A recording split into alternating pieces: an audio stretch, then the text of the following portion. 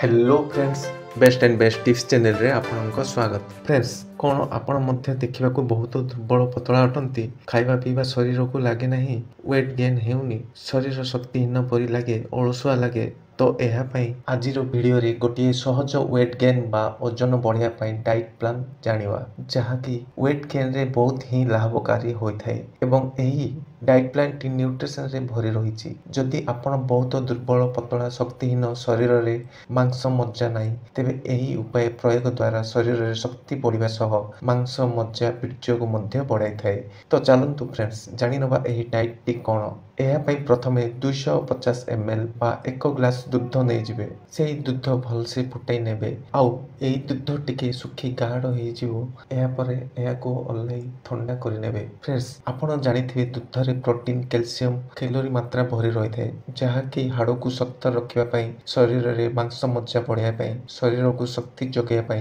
बहुत ही लाभकारी होता है। यही ठंडा हो जाइथिबा दूध रे गोटे कदली मिसाइबे। कदली मध्य कैलोरी रो भल सोर्स होता है। कदली रो सेवन करने द्वारा शरीर को शक्ति मिलता है आउ ओजन बढ़ाई बेस्ट आहार जना जाए।